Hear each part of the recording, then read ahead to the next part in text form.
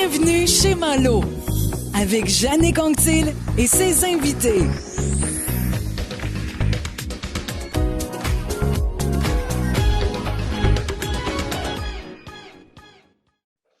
Bonjour à tous et bienvenue chez Malo. L'émission a maintenant 1 an, c'est incroyable. On a démarré ça au début de la pandémie en 2020. Ça fait déjà 1 an. Merci à ceux et celles qui nous suivent depuis le début, ainsi qu'à tous ceux qui se sont greffés au fil des semaines, des mois, qui ont adhéré à un moment donné à la chaîne YouTube. Mes invités, mes chroniqueurs, chroniqueuses et moi sommes toujours contents de recevoir vos commentaires. N'hésitez pas à partager le lien de la chaîne YouTube. Bienvenue chez Malo à vos contacts. Plus on est de fous, mieux c'est. Bienvenue également à ceux qui se joignent à nous pour la première fois. Alors, pour ce 28e épisode, je vous invite à vous abonner à la chaîne Bienvenue chez Malo. C'est tout à fait gratuit. Vous allez retrouver 27 autres épisodes où on présente de bonnes personnes à d'autres bonnes personnes et on discute de différents thèmes.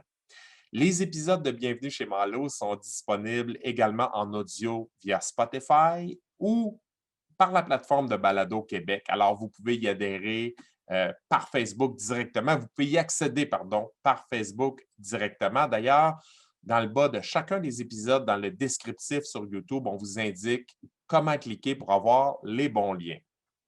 Vous pouvez également, en adhérant à la chaîne YouTube, accéder à des dizaines de chroniques livres. Et ça, c'est en exclusivité en vidéo sur YouTube. Donc, vous ne le retrouverez pas en audio, mais je vous invite à y adhérer parce que nos chroniqueurs et chroniqueuses invités nous partagent leur lecture. Souvent, je leur ai envoyé des livres et ce sont souvent d'anciens étudiants et étudiantes de la formation L'art de prendre la parole en public. Pendant cette formation-là, on discute de plein de choses, mais de livres, entre autres. Alors, j'ai décidé d'en faire des épisodes de 30 minutes. Vous allez voir à quel point c'est intéressant.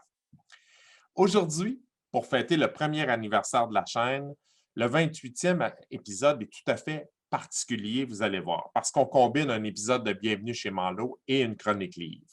Je reçois une chroniqueuse invitée autour d'un thème particulier. On va discuter d'un livre qui aborde le thème de la violence physique et psychologique faite aux femmes, mais particulièrement à l'intérieur de relations de couple malsaines. J'ai demandé à une de mes étudiantes de lire le livre. Je l'ai lu également. J'ai été bouleversé. On aura l'occasion d'en parler longuement. Et pour la première fois, on invite l'auteur du livre et vous allez comprendre pourquoi.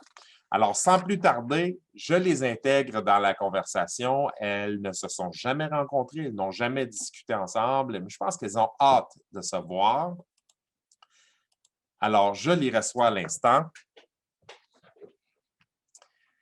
Tout d'abord, l'auteur Valérie Brault. Bonjour Valérie. On va faire les ajustements de son qui s'imposent. Alors, vous m'entendez, Mme Brault? Oui, je vous entends. Parfait. Et également, Anne-Liselotte Kouankou. Bonjour, Anne-Liselotte. Est-ce que vous m'entendez? Je vais vous demander de bien ajuster votre micro. Alors, OK, je pense que ça fonctionne. Alors, Mme Kouankou, vous m'entendez? Oui, Yannick, j'entends très bien, merci. Comment ça va? Je vais bien, merci. Parfait. Vous ne vous êtes jamais rencontrés, c'est ce que je disais d'entrée de jeu. Alors, je vous présente l'une à l'autre. D'abord, l'auteur Valérie Brault et ma chroniqueuse invitée, Anne-Liselotte Kouankou. Bonsoir, madame. Oui, bonsoir, Valérie. C'est Valérie? Oui, c'est ça. C'est un plaisir de t'avoir. Oui, moi aussi, pareillement, ça me fait plaisir. Parfait. Écoutez, on va régler quelque chose tout de suite. Je pense qu'on va se tutoyer pendant cette chronique-là parce que j'ai l'impression qu'on est presque intime, surtout après avoir lu ce livre-là qui a été vraiment bouleversant. Je vais commencer avec l'auteur. Donc, Valérie Brault, c'est ton premier livre, mais avant d'être auteure, formatrice et conférencière, tu étais et tu es encore, je pense, intervenante psychosociale. Oui, tout à fait. C'est bien ça. Alors, plus de 15 ans de terrain à ton actif. Tu as œuvré dans le milieu scolaire, dans le réseau de la santé. Lorsqu'on parcourt ce premier livre que tu qualifies d'autofiction éducative, on peut également ajouter sur ta carte d'affaires, on pourrait l'écrire, là, experte en prévention de relations malsaines en tout genre. Moi, c'est le titre qui me revenait, entre autres. C'est d'ailleurs une mention sur le 4e de couverture du livre. Oui, bien, en fait, c'est par le parcours par lequel je suis passée, ainsi que, évidemment, mes qualifications professionnelles. Finalement, j'ai jumelé l'aspect personnel au professionnel pour pouvoir faire la prévention au sujet des relations malsaines et abusives. Surtout, en fait, auprès de toute la population, là, que ce soit en milieu scolaire, même avec les adultes. Là, présentement, je travaille auprès des aînés, mais on voit aussi de l'abus, souvent chez les aînés. Fait que, voilà. Ouais. Je disais d'entrée de jeu, avant de vous intégrer à la conversation, que je tenais à faire un spécial d'1 heure. Habituellement, on fait des chroniques livres de 30 minutes avec la chroniqueur ou chroniqueuse invitée. On parle dans le dos de l'auteur. La plupart du temps, on le reçoit. C'est la première fois qu'on reçoit une auteure, mais là, le sujet était vraiment important parce que ce livre-là, et en parlant, je vais montrer aux gens la couverture du livre. Elle est importante, cette couverture. Donc, vous voyez le premier livre de Valérie Brault, Exister quand il ne reste que l'espoir. Et pour ceux qui nous suivent via YouTube, alors, il y a des gens qui nous suivent en audio, mais ceux qui vont regarder la chronique sur la chaîne YouTube, vous voyez, le titre du livre est écrit de 2 couleurs différentes. Les lettres E et X sont écrites d'une couleur et le reste du mot d'une autre couleur, c'est X. Alors, vous allez comprendre pourquoi en lisant le livre, mais c'est important ça. Alors, exister. Moi, je l'ai réalisé lorsque j'avançais dans le livre, j'ai dit quel bon flash, une image vaut 1000 mots, et je trouve que ça veut tout dire. Alors, on aborde dans ce livre-là, évidemment, la violence physique, psychologique faite aux femmes, mais particulièrement à l'intérieur de relations de couple malsaines. On raconte dans ce livre-là l'histoire, en fait, de... avant de parler de l'histoire, je vais présenter ma chroniqueuse invitée, puis c'est pas anodin si c'est elle que j'ai retenue pour parler du livre. Alors, Anne-Liselotte Kouankou, originaire du Cameroun, un pays d'Afrique centrale, issue d'une famille de 5 enfants. Donc, Anne-Liselotte, tu as 3 frères, une sœur, c'est bien ça? C'est bien ça. Voilà. Au Cameroun, tu as décroché une maîtrise en communication. Tu as travaillé ensuite au ministère de l'Économie et de la Planification comme cadre en communication. Oui. Puis, tout à coup, voyage au Québec en 2014 pour les études. Je pense que tu as décroché à ce moment-là un diplôme d'études supérieures spécialisées en administration internationale. C'est bien ça. Voilà. Au-delà du diplôme, je pense que tu as récolté beaucoup plus que ça. On appelle ça un mari, finalement. Alors, tu as trouvé l'amour en plus du diplôme. Oui. Et tu as oublié de mentionner que j'ai aussi suivi les cours avec Yannick Antil, à la communication Jean Malo. Hein? En fait, ça fait pas tout à fait 1 an qu'on se connaît parce que tu as suivi le cours lors de prendre la parole en public en juillet 2020. Très important. Oui, merci. J'ai eu le plaisir d'avoir cette étudiante qui avait beaucoup de rigueur pendant la formation. Et tu sais pourquoi je t'ai invité à lire ce livre-là en particulier? Parce qu'on commande des dizaines de livres chaque année. Mais pourquoi je t'ai choisi pour ce livre-là?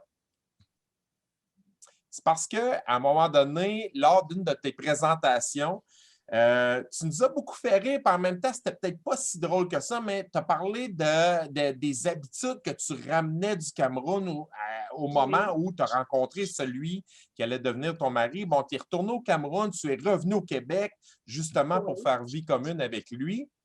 Et là-bas au Cameroun, vous avez une habitude, les femmes, dans un couple, c'est de vous rapporter à votre mari. Donc, tu nous as raconté que chaque activité que tu faisais, que ce soit aller à l'épicerie, sortir dehors, ou peu importe, tu appelais ton mari sans arrêt pour lui dire où tu allais. Oui, pourtant, il était hors du pays, donc il était aux États-Unis pour le travail.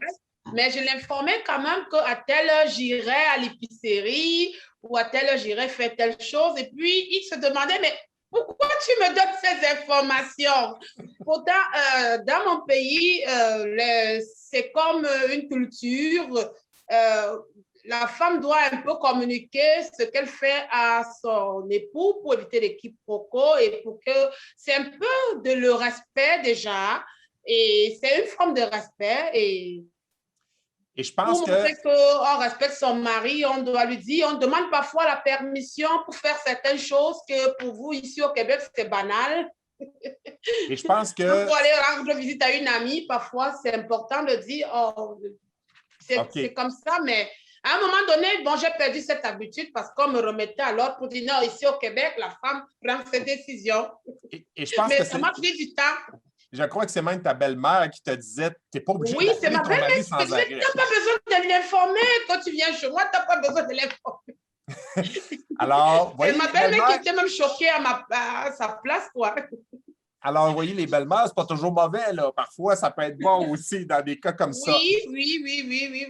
Mais quand tu m'as raconté cette anecdote-là, je me suis dit, on voit, c'est anodin à première vue, mais on voit à quel point les cultures sont totalement différentes et j'avais vraiment envie que tu lises ce livre-là qui raconte l'histoire, je le résume là, grosso modo parce qu'on va en discuter, mais qui raconte l'histoire de Rose. Rose qui, toute jeune, rêve de vie de couple, de vie de famille et je suis tenté de dire que Rose est vraiment en amour avec l'amour. Et on va le découvrir, c'est une pro de la vie de famille, c'est quelqu'un qui croit tellement à la famille qu'elle est prête, on va le voir à un moment donné, presque à n'importe quel prix, à avoir une famille. Et on suit son parcours. Rose qui a des relations qui sont hautement toxiques. Et je vais te laisser en parler, Liselotte, parce que moi, je vais le dire d'entrée de jeu, là, je suis le gars entre les deux qui a lu le livre. J'ai été vraiment bouleversé par ce livre-là. Il y a des passages dans le livre où j'ai dû le mettre de côté, je suis allé faire autre chose, je suis revenu, je l'ai lu. Je pense que non seulement toutes les femmes devraient lire ce livre-là, mais les hommes devraient lire ce livre-là. Alors, je t'écoute à en parler. Comment tu as trouvé cet ouvrage, ce premier livre de Valérie? Oui, le livre de Valérie, j'ai trouvé c'est bien structuré. Elle a essayé de poser quelques problèmes, la plupart des problèmes que peuvent rencontrer certaines femmes dans leur couple. Et j'ai trouvé que non, elle n'a pas allé de main morte. Elle a dit des choses telles qu'elle a choisi des mots qu'il fallait. Parfois, elle était très crue dans cette description de la violence, surtout, par exemple, quand elle décrivait la violence de Mathieu, ça donnait froid au dos, mais c'est ce que certaines femmes vivent. Parce que Rose, c'est une femme qui, c'est-à-dire qui souhaite être dans un couple avec l'amour, en amour, avec la paix, que tout va bien. Mais malheureusement, elle a commencé avec Michel. Tout allait bien jusqu'à 6 mois. Donc, quand elle a eu 6 mois de grossesse, il a commencé donc à montrer sa face parce qu'elle allait à une réunion où où son ex, Patrick, devait assister. C'est là où tout commence. Et elle a dû passer des moments très difficiles. Je ne vais pas aller dans les détails. Déjà, des violences sexuelles parce que quand elle n'avait pas envie, son mari avait envie, il l'a forcé à faire l'amour avec elle. Il violentait le petit enfant qui avait à peine 2 ans, toujours sous ses yeux. Il y a même un animal qu'on a offert, un petit chien aux 2 ans du petit garçon. Et il passait aussi sa violence sur l'animal, ce qui n'était pas facile pour elle. Je t'arrête un peu, Liselotte, parce que je vais passer à l'auteur, je vais passer à Valérie, mais ce qu'on voit dans cette première relation à laquelle on est témoin dans le livre, c'est qu'à un moment donné, le conjoint démontre de plus en plus d'agressivité. Ça ne se fait pas d'un coup, c'est progressif. C'est progressif, oui. Puisqu'au début, tout allait bien. Je vais passer à Valérie, Liselotte, ça ne sera pas long, mais c'est un peu ce qu'on constate dans beaucoup de relations toxiques ou dans beaucoup de cas de violence physique, psychologique, c'est que ça commence tranquillement et on donne l'image de la grenouille qui est dans un bassin d'eau, puis à un moment donné, on se met à chauffer l'eau jusqu'à temps qu'elle devienne bouillante. C'est un peu ça l'image qu'on a. Là. Oui, absolument. cette violence-là, elle est insidieuse. Elle commence tranquillement et puis on remarque que dans des relations de violence, il y a toujours une espèce de pattern qui s'installe. La personne violente va tenter d'isoler son conjoint, va tenter de l'éloigner des gens qui étaient ou qui sont importants pour elle, pour augmenter finalement l'emprise qu'il a sur cette personne-là. Donc ça, c'est un pattern là, classique là, qu'on retrouve dans de nombreuses relations de violence conjugale. Valérie, tu décris les situations avec beaucoup de détails. On a l'impression de se retrouver dans la chambre à coucher. On a l'impression de se retrouver, d'entendre le conjoint frapper partout sur les murs, lancer des choses. C'est frappant. Tu mentionnes dans le 4e de couverture que c'est une autofiction. Donc, j'aimerais juste que tu nous parles de ce terme-là qui est l'autofiction. Évidemment, tu es intervenante, mais si tu comprends tellement cette problématique-là, c'est que tu l'as vécu, parce que quand on les lit, ça nous saute en plein visage. Oui, ben oui. En fait, par définition, l'autofiction, c'est un mélange de l'autobiographie et de fiction. Donc, oui, moi, j'ai vécu de la violence conjugale. Il y a une part de fiction dans cette histoire-là. Il y a une part de réalité aussi. Mais c'est sûr que, tu sais, moi, je ne prendrai jamais de façon publique la parole pour dire voici, ça m'est arrivé vraiment ou ça, parce que il y a toute la notion aussi d'atteinte à la vie privée et de diffamation derrière tout ça. Oui. On comprend ça. Ouais.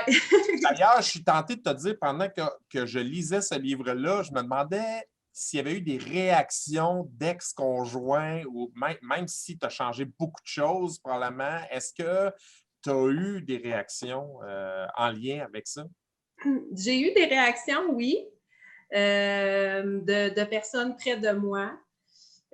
Par contre, au niveau des ex-conjoints, non, j'ai pas eu de nouvelles. Ouais. Il est question beaucoup dans ce livre-là de la famille, de l'entourage. C'est un oncle de qui le personnage de Rose est très proche, entre autres, quelqu'un avec qui elle a une connexion particulière, la conjointe de cette personne-là, les parents également de Rose qui sont autour. Je retourne à Liselotte. Qu'est-ce que tu peux me dire là-dessus à propos de l'entourage de ce personnage-là versus ce que toi, peut-être, tu voyais quand tu étais dans ton pays d'origine, qui était le Cameroun, parce qu'on en a discuté ensemble, et la façon, le regard de l'entourage face à une femme victime de violence est assez différent, en fait, chez vous par rapport au Québec. Oui. Justement, parfois, lorsqu'il y a un problème de violence dans des couples en Afrique, de manière générale, et peut-être dans mon pays, dans certains endroits, parfois, on accuse la femme, on dit que c'est la faute à la femme si elle a poussé son conjoint à être violent. On dit peut-être qu'elle a manqué de respect ou elle n'a pas préparé le repas à temps ou elle n'a pas fait les choses comme il fallait. Parfois, ce sont tes parents qui viennent même parfois te menacer devant le mari pour dire que tu dois tout faire pour qu'il ne soit pas violent. Parce que quand il y a violence, surtout la personne qui a... C'est-à-dire, le mari t'accuse de quelque chose toujours. Il ne va pas dire, il s'est levé, il s'est mis à te violenter. Il va toujours trouver une raison, c'est parce qu'il y a eu telle chose. Mais l'entourage vient plutôt conseiller la femme à être docile dans certains cas. Tu vois, un peu pour dire qu'il ne faut pas que ça se reprenne. Et la violence, même, certaines femmes ne connaissent même pas leurs droits, qu'on peut peut-être appeler les affaires sociales ou la police. Ça existe quand même dans mon pays, que la violence est interdite. Mais certaines femmes ne trouvent pas ça normal, enfin, ne trouvent pas ça utile et ne vont jamais se plaindre. Parfois, même si on leur demande de se plaindre, elles ne vont pas se plaindre. Ça se retourne contre elles quand ça se retourne contre elles dans certains cas, oui, c'est ça. Ouais. Valérie. Je vais vous raconter une petite histoire, une petite histoire d'une mise en scène qui a été réelle. La violence conjugale est tellement, je ne sais pas, dans l'esprit de certaines personnes dans le pays. Imaginez-vous que ça, c'est une histoire réelle, ce serait très court. Une femme sort d'un magasin, d'un grand magasin. C'est une femme très riche, très classe, bien habillée, beau sac à main, avec les clés de sa voiture. Ça s'est passé dans mon pays. Ça, ce n'est pas une blague. Elle va donc pour ouvrir la voiture. Un monsieur très bien habillé, en costume, vient, tu dis, il lui demande, tu es où depuis 2 semaines? Tu as laissé les enfants où? Pam, la gifle. 2 gifles, elle est à terre. Il entre dans la voiture, il démarre, il s'en va. Devant tout le monde. Savez-vous ce que les gens ont fait comme remarque? Que oui, les femmes sont comme ça. C'est sûr qu'elle a un amant. Regarde, le monsieur lui donne tout, la voiture et tout, mais il a trop. Maintenant, quand la femme reprend ses esprits, elle dit appeler mon mari. On dit, mais ton mari vient de te battre là. Elle dit, c'est pas mon mari, je ne le connais pas. Donc, le monsieur a joué sur la violence conjugale pour voler la voiture de la dame. C'est un bandit habillé en veste qui s'est fait passer pour le conjoint devant tout un public. Peut-être la police n'était même pas très loin. Vous voyez un peu, c'est pour vous montrer quel genre de culture nous avons. Devant tout le monde, elle reçoit 2, 3 baffes, elle tombe évanouie. C'est un bandit habillé qui a pris l'esprit de violence conjugale pour venir voler le véhicule de la dame. Elle ne l'avait jamais vu. C'est là où le mari vient avec le véhicule. Les gens commencent à comprendre, ah, c'était le voleur. Vous voyez un peu. C'est une scène que j'ai voulu préciser. Il a utilisé la violence, finalement, pour pouvoir voler la voiture. Donc, ça démontre à quel point Oui, pardon. Ça démontre à quel point la violence est tolérée dans votre culture, finalement. Oui. Ouais. On trouve normal qu'il batte sa femme parce qu'il est fâché.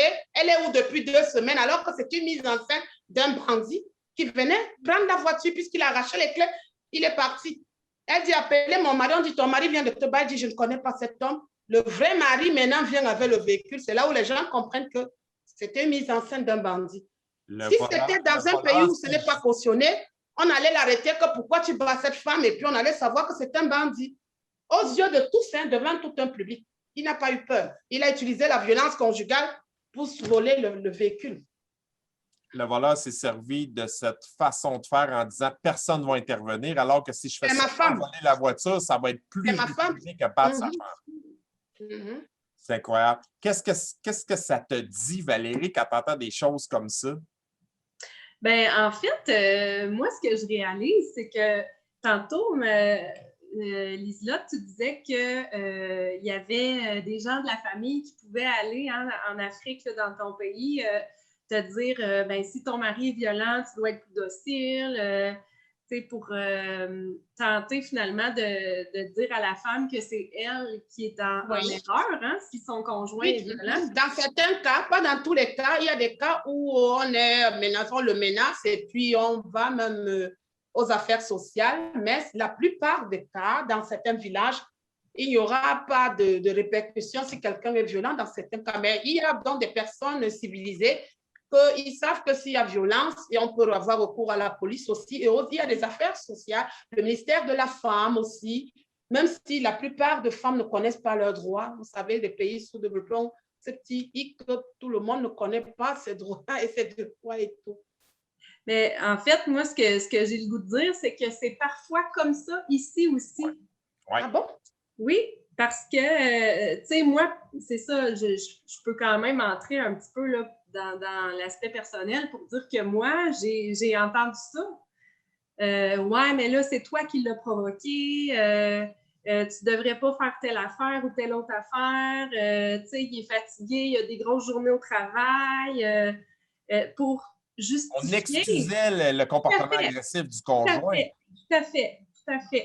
Fait que, à un moment donné, quand tu es déjà vulnérable par une faible estime de soi, parce que à vivre tout ça, c'est sûr que ça détruit énormément la confiance en soi.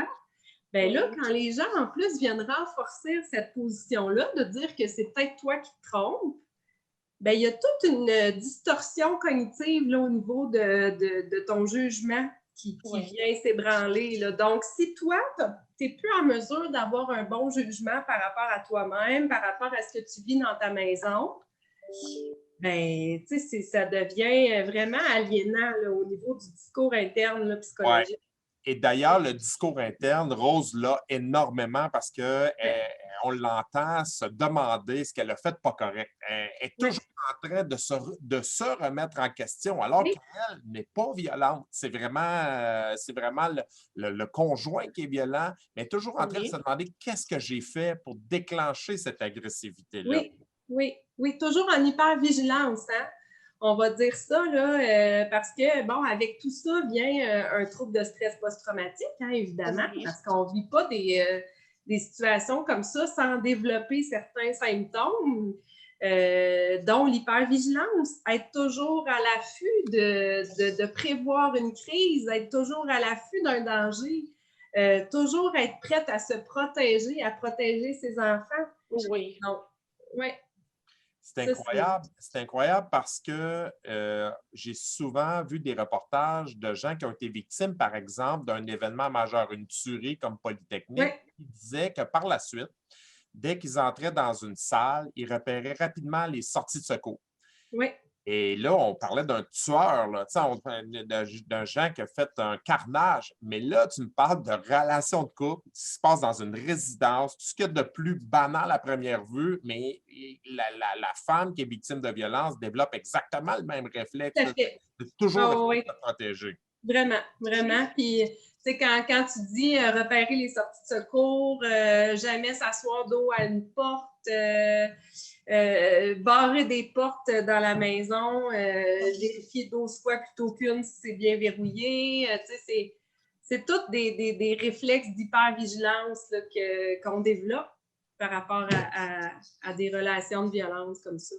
Ouais. Oui, Yannick, je voulais ajouter une petite chose, c'est qu'il y a des maisons, il y a des familles en Afrique. Heureusement, par la grâce de Dieu, je dis merci. Mon papa est un intellectuel qui voyageait beaucoup, donc nous a traités avec tout le respect. Moi, je n'ai pas connu même de violence d'un papa qui fouette. Non, c'était vraiment cool. C'est ma chance. Mais il y a des familles en Afrique que les enfants sont en train de jouer, même la maman rit. Et dès que le papa arrive, tout le monde devient calme, plus de bruit. Donc, ça fait dire que les voisins savent en même temps le monsieur est chez lui parce qu'il y aura un calme. Donc, quand le monsieur est sorti, la maison bouge, les gens rient et tout, mais quand il revient, une mouche ne passe pas. Ce n'est que sa voix qu'on entend. Même comme la mouche ne passe pas, qui a mis ce verre ici, vous allez entendre, il n'y aura qu'une seule voix qui crie. Dans certaines maisons, la voix de l'homme. Ouais. Et vous entendrez la voix des enfants et de la dame quand il n'est pas là. Ouais. Et donc, c'est cette peur-là, c'est comme dans une jungle pour dire le lion arrive, il faut se cacher, tout le monde doit se mettre à l'abri. Et ce n'est pas facile, je ne sais pas si je peux vivre ce genre de situation. C'est quand même particulier de voir, tu sais, on a quand même des cultures qui sont différentes. Et qui se rapprochent beaucoup. Oui, c'est ça. Sans vouloir manquer de respect, Lisda, tu as mentionné le terme pays sous-développé en parlant du Cameroun, entre autres. Oui, regarde, c'est vrai qu'on embellit en disant les pays en voie de développement maintenant. Oui, c'est ça. Les pays en voie de développement. Mais tu décris des comportements qu'on retrouve dans le livre de Valérie. C'est ce qui est absolument incroyable, là. Alors que nous, on est supposé être civilisés, on est riches, on est éduqués, et tu vois à quel point dans des chaumières, c'est pas mieux que chez vous, là. C'est des comportements qui sont totalement inacceptables. Puis d'ailleurs, tu sais, j'aimerais apporter le point que lors de mon lancement, là, je discutais avec Madame Julie Croteau, qui est la directrice de la maison d'hébergement de la Volte-Face, dont je parle dans le livre. Oui. Et avec Sophie Bergeron, qui est directrice, elle, du CAVAC, le Centre du Québec Mauricie. Puis, ce qu'on disait, c'est notamment à quel point la violence conjugale, les relations abusives, ça touche tout le monde. Fait que, tu sais, Jannick, quand tu dis que nous, on est supposé être une société civilisée, riche et tout ça, versus le Cameroun qui est en voie de développement, bien, il n'y a pas de classe sociale qui est épargnée par la violence conjugale. Il n'y a pas de métier qui est... Tu sais, moi, je travaillais en relation d'aide, je travaille en relation d'aide. Je ne voyais pas ce qui se passait dans ma maison parce que j'avais un peu l'espèce de de penser que, comme si le fait d'être intervenante, ça me protégeait de tout, tu sais. Sauf que un médecin peut très bien avoir un cancer. Ça le protège non, c'est vrai. d'être malade. Tu sais, justement. Tu as raison. Et c'est probablement ce qui frappe le plus dans ce livre-là, c'est de voir, tu sais, on a une expression qui dit cordonnier mal chaussé, là, mais c'est incroyable de dire une intervenante qui vit des choses, mais en même temps, est-ce qu'il y a quelqu'un de mieux placé pour comprendre les patients, ceux qui subissent de la violence, que quelqu'un qui est passé par là? Je vais aborder un autre thème parce que le temps file. Mon Dieu, on pourrait en parler pendant des heures, mais c'est l'enchaînement de relations malsaines. Parce que quand Rose réussit finalement à mettre fin à une relation malsaine, elle l'enchaîne avec, on a tendance des fois à appeler ça un conjoint de transition, mais c'est un collègue avec qui elle va vivre une passion incroyable. Et elle enchaîne différentes relations qui sont différentes, mais le point commun, c'est que c'est malsain. Tout à fait, oui. On est encore dans une relation abusive avec Alexis parce que, il n'est pas violent physiquement, bien sûr, et tout ça, sauf qu'on est encore dans un rapport de pouvoir qui est déséquilibré. On est encore dans un rapport où est-ce que lui, il est avec une autre femme, il y a une autre conjointe, Rose est vulnérable, elle a besoin de lui, ils sont pas ils sont pas dans une relation égalitaire non plus, Rose et Alexis. Donc, mais elle a vécu l'amour avec Alexis, mais c'était le mari d'une autre. C'est ça. Elle ne pouvait pas la voir. C'est toujours comme une petite violence. Je ne peux pas la voir pour moi seule. C'est comme un vol. C'est beau, mais il y a toujours c'est toujours une petite violence qui ne dit pas son nom, malgré que c'était l'amour. Mais tu sais, lui, Alexis, il profite un peu de cette situation-là aussi, tu sais. Fait qu'on est toujours dans, comme tu dis, Jannick, là, dans des relations malsaines. Hein? On est toujours... Là où j'ai mentionné d'entrée de jeu que les hommes devraient lire ça, c'est parce que Rose explique, là je vais peser mes mots, mais explique le comportement agressif du conjoint qu'elle a à ce moment-là, particulièrement le père de ses enfants. On voit le passé, on voit l'enfance de ce conjoint-là. On dit, regarde, lui, il y a un manque de confiance également. Et là, je sais qu'il y a des lectrices particulièrement qui vont trouver ces passages-là un peu forts de café en disant, hey, là, c'est quasiment des excuses. Mais en fait, ça n'en est pas, c'est un constat. Moi, je l'ai vu vraiment comme un constat de dire, regardez le bagage que ce gars-là a. Oui, il y a un problème là, de TDA ou je sais trop, mais au-delà de ça, là, non médicamenté, problème non médicamenté, puis c'est pas une excuse, mais elle explique un peu, voici, elle constate que c'est quand même une intervenante, là, le personnage là, de Rose. Donc, elle, dans le cadre de son travail, ça fait partie de sa job d'expliquer des comportements. Et là, même si elle en est victime, elle explique ces comportements-là. Je trouve que c'est vraiment pédagogique, là, je vais le dire comme ça, là. Au-dessus, même des gens qui n'ont jamais battu leur conjointe, rien, mais des comportements agressifs, tu dis, OK, tu peux te remettre en question comme gars en disant, j'ai-tu déjà fait ça? Et c'est bon. J'avais probablement une vie de merde au moment où je l'ai fait. J'ai parlé fort, j'ai lancé quelque chose ou peu importe.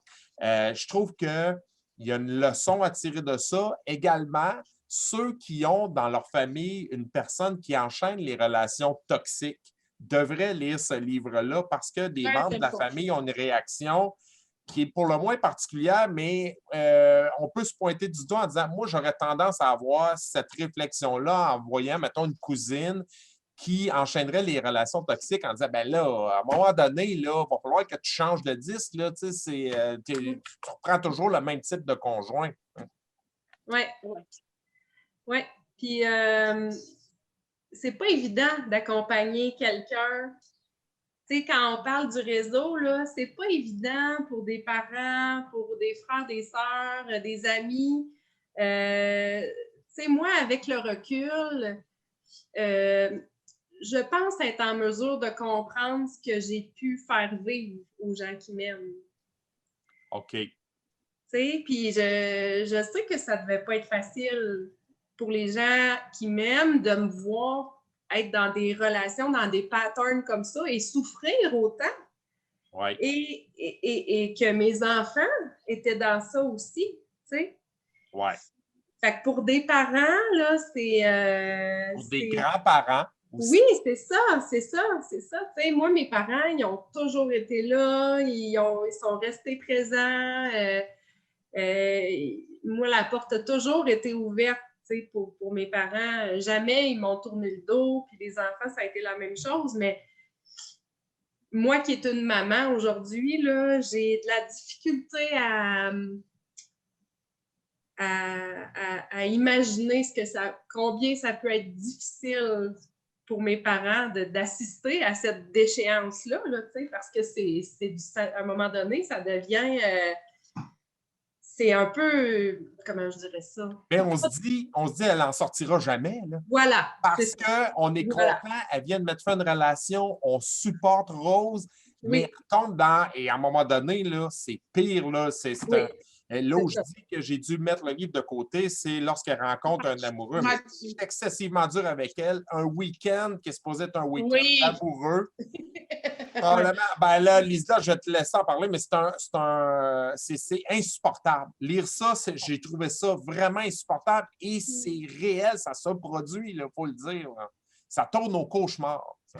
Ça était pire que même le mari, le père des enfants qu'elle avait fui. Donc, avec Mathieu, c'était comme la mort était à 2 doigts pour elle. C'était pas facile. Et même là, elle s'est retenue de l'accuser.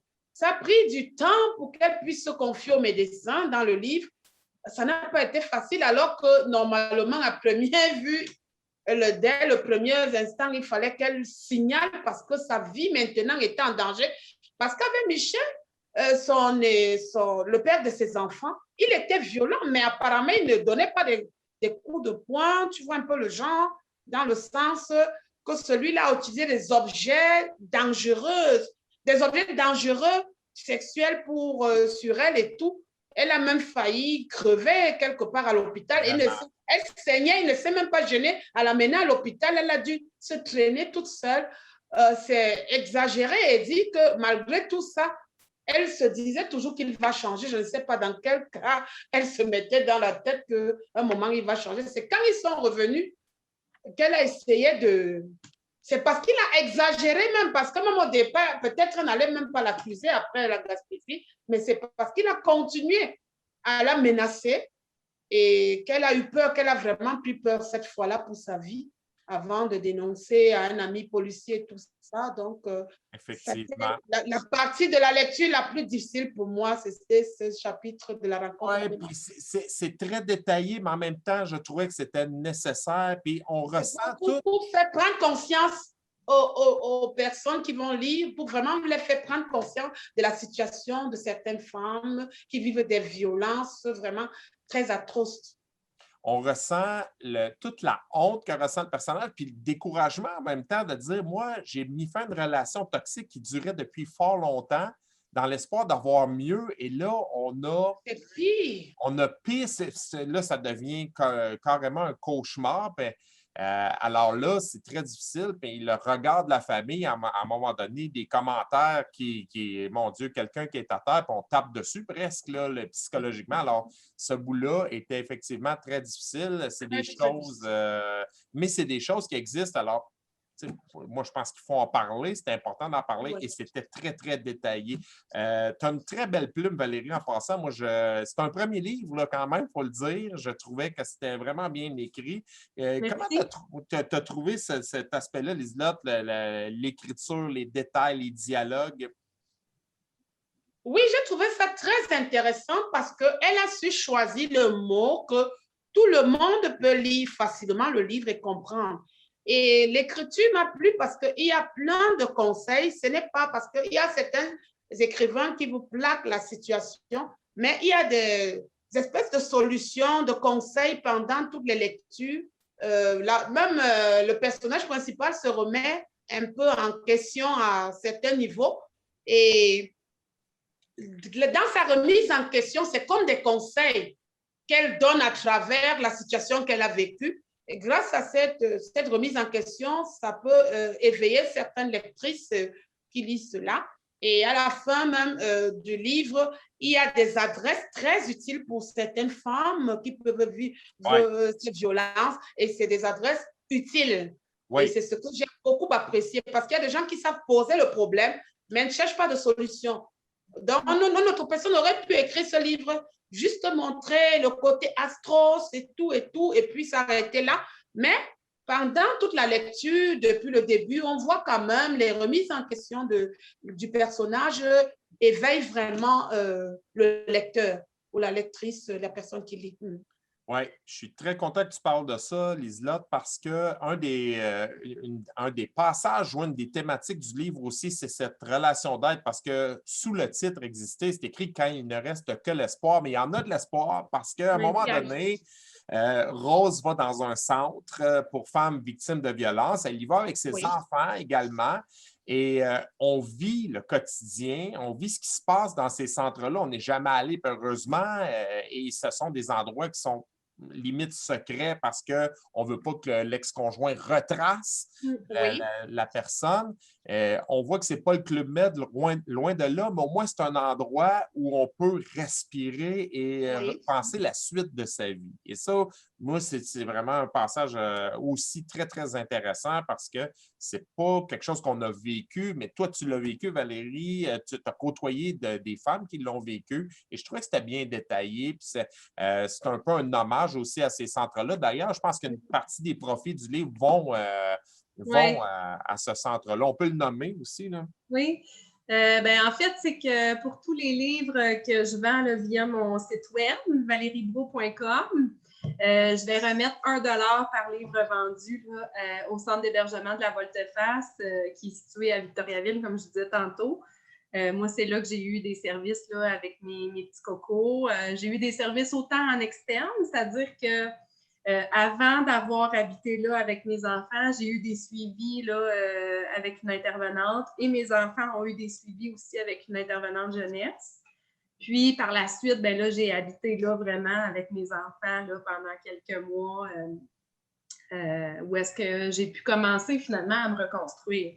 Parce que je l'explique bien aussi, je crois que je l'explique bien dans le livre, là, que c'est vraiment la première. Tu sais, j'ai mis le dessin de la pyramide de Maslow dans le livre là, pour parler des besoins. Bon. Donc, vraiment, les besoins de base de sécurité, c'est là où est-ce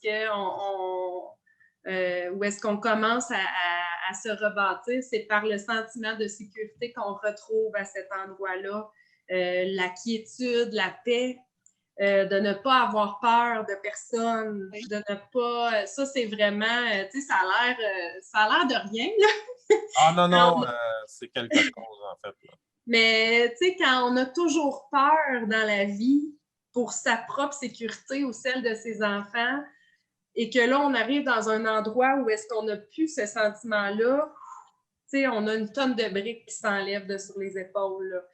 Fait que ça, c'est vraiment le premier sentiment qui m'a habité en allant là, ça a été ça. Puis ça, c'est excessivement important et il procure ce sentiment-là à des milliers de femmes chaque année, là, ces centres-là. Puis pour pouvoir se rebâtir, ben ça passe par là en premier. Puis là, ben, ensuite, on va un peu plus haut dans les autres besoins, mais c'est sûr qu'on doit avoir la base en premier, la sécurité. L'instinct maternel ressort beaucoup dans ce livre-là. Est-ce que le personnage de Rose aurait trouvé la force nécessaire pour s'en sortir si elle n'avait pas eu d'enfant? Hey, c'est une bonne question, ça. Et là, Parce qu'on sent que la goutte d'eau qui fait déborder le vase, c'est vraiment le traitement des enfants, particulièrement du petit garçon. On voit à un moment donné que le petit garçon, il n'y a pas un gros passage là-dessus, mais on aurait tendance à reproduire le comportement paternel. Et ça sonne une cloche très, très fort pour le personnage de Rose. Puis très souvent, mon Dieu, je me demande si ce n'est pas l'instinct maternel qui a pris le dessus et qui a amené l'instinct de survie aussi. Oui, parce que ce qu'on voit là, avec le personnage de Rose, tu sais, tantôt, je disais à quel point l'estime de soi et la confiance en soi est minée chez les femmes victimes de violences conjugales. Ce qu'on remarque, c'est que Rose va réagir quand on s'attaque aux gens qu'elle aime. Oui. Hein? Elle va réagir quand Mathieu l'empêche d'être là pour son ami qui vient de perdre son père. Elle va réagir quand ses enfants sont témoins, quand il la menace physiquement avec une arme blanche. T'sais, elle va réagir, c'est ça, comme tu dis, quand ses enfants sont touchés. Donc, la question est pertinente, puis j'ai de la misère à trouver une réponse. Ouais, ben en tout cas, le livre parle tout ça, c'est ce qui est entre les lignes. On Ouais. le voit un peu Oui, comme oui. ça. Mais c'est vraiment un livre qui parle beaucoup. Ton intention première en commettant ce livre-là, c'était Ouais. quoi? J'avais vraiment, et j'en avais quelques-unes quand même, quelques objectifs, là. Ça prend beaucoup de courage, hein, parce qu'autofiction, il y a des gens, même si on ne commencera pas à dire telle chose m'est arrivée, telle autre chose, non, c'est pas ça le Ouais. but, mais on se Ouais. doute bien qu'il y a des choses là-dedans qui te sont arrivées. Ouais. Et juste d'en parler, on est dans un village ici, là, en Estrie, tu es dans une Ouais. petite communauté, il faut le dire, Ouais. puis Ouais. et ça demandait beaucoup de courage, donc ça prend une motivation profonde là, pour commettre un livre comme ça. Oui, parce que je me livre beaucoup quand même à travers tout ça. Mais par contre, je te dirais que ma motivation profonde, c'était vraiment de démystifier des préjugés. Ouais. Parce qu'il y a énormément de préjugés qui entourent la violence conjugale, qui entourent la victimisation, qui entourent, il y a énormément de jugements. Tu sais, tu l'as dit, moi, je viens d'un petit milieu, une petite communauté, Val-des-Sources, 10 000 habitants. Tout le monde connaît quelqu'un qui a entendu que. Tu sais, ça, c'est sûr. J'ai eu des arrêts de travail, moi, par rapport à mon vécu. Je l'ai dit tantôt, troubles de stress post-traumatique.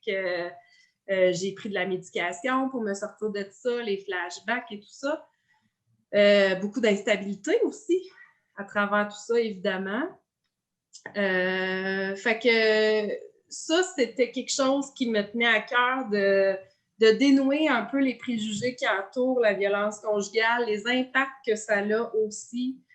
C'est facile pour les gens de dire « Ah, regarde-la, là, tu sais, elle fake, elle veut un arrêt de travail.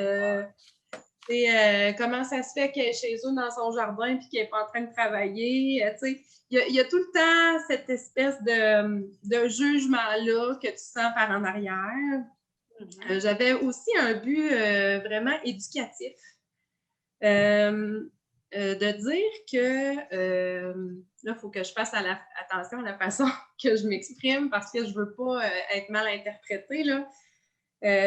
Quand je me suis retrouvée au centre de la volte-face, c'est sûr que là-bas, les intervenantes ils nous disent « Tu as été victime, c'est pas de ta faute ce que tu as vécu, ton conjoint était violent, tu as vécu de la violence. » Parce qu'il y a un gros volet de culpabilité sur lequel ces intervenantes-là travaillent et c'est correct.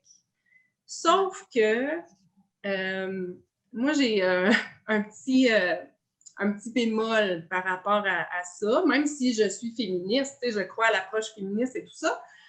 Sauf que malheureusement, si on veut cesser d'être une victime, si on veut cesser ce pattern-là de retomber toujours dans des relations malsaines et abusives, on n'a pas le choix de regarder un peu la vérité en face, la société dans laquelle on vit. Et malheureusement, on vit dans une société où est-ce que des abuseurs, il y en aura toujours. Des personnes qui vont être mal intentionnées, qui vont vouloir profiter des autres, il va toujours en avoir. Est-ce que là, tu es en train de me dire qu'il faut savoir déceler des indices, de pouvoir les détecter? Bien, pour moi, ça a passé par là. Tu sais, le travail, puis je ne suis pas gênée de le dire, moi, ça fait 5 ans que je consulte, là, puis je consulte régulièrement encore. OK. Puis, moi, c'est une des... pour moi, ça fait partie de la solution. il faut s'outiller comme personne. Il faut avoir suffisamment confiance en soi, en ses ressources, en ses capacités, en son potentiel pour se protéger. Puis comme tu l'as dit, pour déceler les signes avant-coureurs, avant de se retrouver dans une chambre, dans un motel, puis de vivre des choses qui n'ont pas de bon sens, il y a des signes avant-coureurs à tout ça. Tu sais, on n'en vient pas là du jour au lendemain. Donc, moi, je pense que ça passe par là, nécessairement. Bien, je trouve que tu viens de résumer la raison d'être de ton premier livre. Je ne sais pas ce que tu en penses, Liselotte, mais quelqu'un qui vivrait des choses difficiles et qui lit ce livre-là va reconnaître des signes qui se passent dans sa maison. Oui. Oui, c'est vrai, c'est très important. Et puis, ce qu'elle disait me touchait parce qu'il y a le personnage de Sophie, la psychologue, qui a vraiment été d'une grande aide pour Rose parce qu'elle a failli encore tomber dans une relation qui pouvait ne pas être pas trop toxique parce que le personnage de Simon, c'est pas quelqu'un de violent, mais aussi c'est quelqu'un qui s'en fout un peu de sa compagne d'une certaine manière. Il veut que chacun fasse ses choses de son côté, ce qui est toujours une petite violence pour le personnage de Rose, qui trouve qu'il ne peut pas faire certaines choses ensemble. Chacun, à Noël, chacun va dans sa famille. Ouais. Donc, c'est avec l'aide de Sophie qu'elle a pu voir que ça pouvait être très toxique par la suite. Si ça n'avait pas été Sophie, elle aurait acheté la maison avec Simon. Et peut-être ça aurait été plus compliqué pour elle, même si ce n'était pas une violence sexuelle ni physique. Mais il avait sa petite violence un peu, d'une certaine manière, un peu...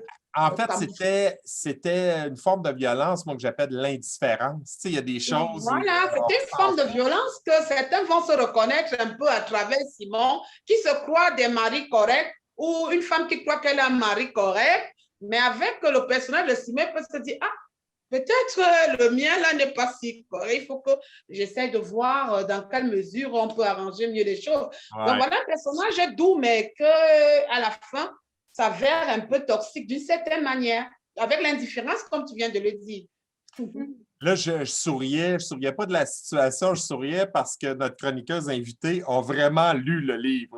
J'ai l'impression, Liselotte, que tu l'as sur le bout des doigts, ce livre-là. Ah oui. Je me félicite de mon choix de chroniqueuse et de t'avoir laissé plus de temps pour le lire parce que j'ai l'impression que tu le possèdes pratiquement par cœur. Tu es capable de relater. Je l'ai lu aussi d'un couvert à l'autre. Je l'ai lu, mais là, tu as des flashs, ça te revient. Alors, tu vois, Valérie, à quel point c'est un livre qui peut être marquant parce qu'on retient les relations que Rose a eues avec différents hommes qui étaient différents, mais en même temps, le point commun, c'était toxique comme relation. Puis, toxique ne veut pas dire violent. Là. Ça n'a pas nécessairement besoin d'être de la violence physique ou psychologique, mais juste de l'indifférence, le fait de ne pas être là, le fait de s'en foutre un peu, de ne pas s'impliquer.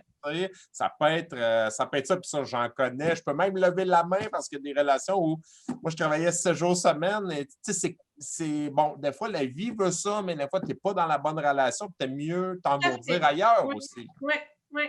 Puis, tu sais, en fait, moi, c'est un peu ça aussi mon constat au fil des années. C'est que des fois, il y a juste aussi, il y a des mauvais matchs. Tu sais, si je peux m'exprimer comme ça, là. Oui. Des relations non compatibles, des gens qui ne sont pas compatibles. C'est ça. Tu sais, si on prend Rose, elle n'était pas compatible avec Michel. Pas du tout. Mais à un moment donné, c'est plus de la persévérance, c'est de l'acharnement à vouloir tenir ça debout. Et on comprend aussi, je la comprends, n'importe quel des enfants voudrait donc que ça fonctionne avec le père ou la mère de ses enfants. Mais il y a un temps où on empoisonne les enfants aussi, c'est pas juste nous. Alors, ça aussi, c'est une belle leçon de ce livre-là. Et, on commence le livre dans un banc de neige, il fait froid, le mari l'a embarré dehors, puis là, tu te dis, qu'est-ce que tu fais là? Mais au nom de la famille, on est prêt à endurer beaucoup de choses. Oui, vraiment. Puis ça, c'est des valeurs qui sont fortes pour Rose et pour Michel, au niveau de la famille. Oui. C'est ça, d'ailleurs, qui les a unis, hein? Le désir d'avoir une famille, le désir d'avoir des enfants. J'explique à quel point Rose désirait ça. On en a parlé au début de l'émission.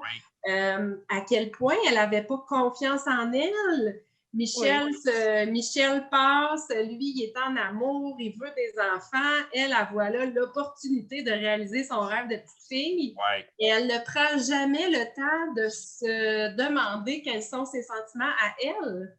Parce qu'elle a tellement peur de passer à côté. Que l'occasion ne se présente pas. Elle a tellement peur de passer à côté de son rêve de vie qu'elle décide d'embarquer là-dedans parce que ce qu'elle veut le plus au monde, c'est être maman. Fait que, au nom de ça, elle tolère et elle endure beaucoup de choses au nom de la famille nucléaire. Voilà. Et même à la fin, quand elle rencontre l'ex de sa copine, elle a peur de s'engager malgré les sentiments intéressants. Il faut que ce soit sa copine elle-même qui vient dire « Oh, pense à toi dans cette relation avec lui, Gabriel. Ne regarde pas que c'est mon ex-conjoint, vis ta vie. » C'est là où elle prend le courage pour trouver enfin cet homme qui, selon la fin du livre Happy End, elle trouve l'amour avec cet homme qui n'était pas compatible avec sa copine, par contre. Le même homme, la copine détestait, mais Rose a trouvé son bonheur avec lui, Gabriel, qui était rejeté par sa copine. On ne vendra pas on ne dévoilera pas toute l'histoire. Je veux que les gens l'achètent. C'est très important. Valérie, il est en vente sur ton site Internet. On va le rappeler. Ça a été publié aux éditions de l'Apothéose également. On peut se le procurer sur ton site, Valérie Brault. ValérieBrault.com. Sinon, il est en vente dans toutes les librairies. Toutes bonnes librairies. Je repartage la couverture. Quand vous allez passer devant les îlots dans les librairies, regardez cette couverture. Alors, existez.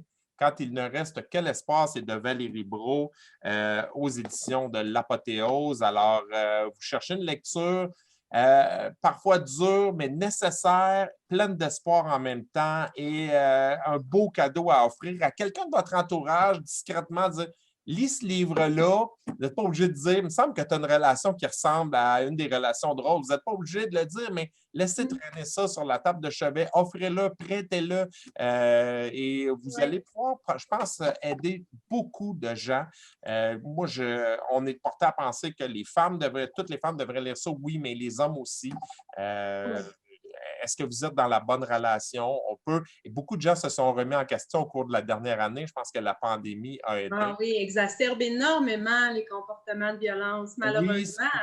Oui, ça fait ressortir énormément la nature de certaines personnes. On le voit aussi, beaucoup de féminicides. Les centres le disent aussi. Il y a une augmentation de la violence. Mais là, oui, on doit vivre avec l'autre, mais à temps plein, mais vraiment 24 heures par jour. Et ce livre-là ne pouvait pas être publié à un meilleur moment que cette année. Oui, ça a donné comme ça. Là. Ça n'a pas été voulu comme ça. Non, mais ça... La planète était alignée.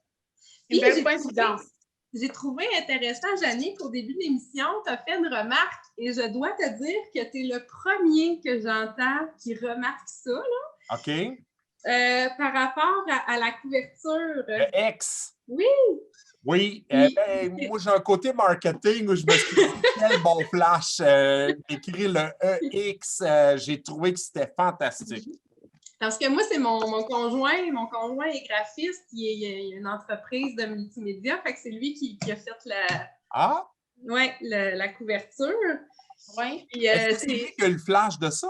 Oui, c'est son idée. Oui. C'est une bonne idée. Parce que ça commence par le son, mais ça finit avec la gaieté. Je vais dire au niveau de la couverture, c'est déjà parlant parce que parfois on lit au niveau d'une couverture. Ça commence sombre, mais ça finit avec une couleur de joie, d'espoir et puis... Puis ça, c'est... Tu sais, moi, j'y disais un peu, ben moi, j'aimerais ça qu'on voit justement les deux côtés, tu sais, le côté sombre, le côté lumineux. Fait que là, ben, à partir de ça, à partir du nom de mon personnage, Rose, bon, ben c'est ça. Il est allé chercher le rose là, pour le côté lumineux et il a mis en évidence le EX là, pour le Le Il y en a qui ont du talent. Félicitations, bravo. Mais quand j'ai vu ça, j'ai toujours le réflexe de dire j'aurais aimé y avoir pensé moi-même à ça. Mais bravo. Hey, c'est déjà terminé. Ça a été extraordinaire. Quelle belle rencontre. Je sais que les gens vont apprécier. Écrivez-nous. Vous pouvez écrire également à Valérie. Moi, je recommande toujours d'écrire aux auteurs. Les auteurs, c'est ça leur paye. Ce n'est pas le 2 par livre que ça donne, même pas. C'est vraiment les commentaires. Ouais. Liselotte, première chronique avec moi comme chroniqueuse invitée, ce n'est pas la dernière. J'ai adoré. Merci d'avoir lu ce Ça m'a fait livre-là. beaucoup plaisir, Yannick. Merci infiniment. Merci à Valérie de nous avoir fait partager son livre et qui est très, très utile à tout le monde. Très Merci important. beaucoup pour vos bons commentaires. Je mets ça dans mon petit sac à bonheur. Oui, bien, j'ai des auteurs parfois qui m'écrivent en disant quand ça va mal, je réécoute tes chroniques en boucle et ça m'a beaucoup touché. Puis je salue, entre autres, Mélanie Carpentier qui a écrit des livres, qui a fait de la prostitution dans le passé, qui a commis des livres, qui a eu le même courage que toi. Et on communique régulièrement. Puis moi, j'avais trouvé que c'était plein d'espoir comme livre et que ça parle beaucoup. Si on sauve une vie, mon Dieu, c'est un livre qui a toute sa raison d'être. Alors, merci encore une fois. Valérie, je te souhaite bon succès pour les ventes de ce livre. Je te souhaite d'en écrire d'autres parce que c'est vraiment intéressant. Hey, merci beaucoup. Et à vous tous, chers internautes, je vous dis à un prochain épisode. Bienvenue chez Malo. Bye bye. Merci beaucoup. Bye. Merci.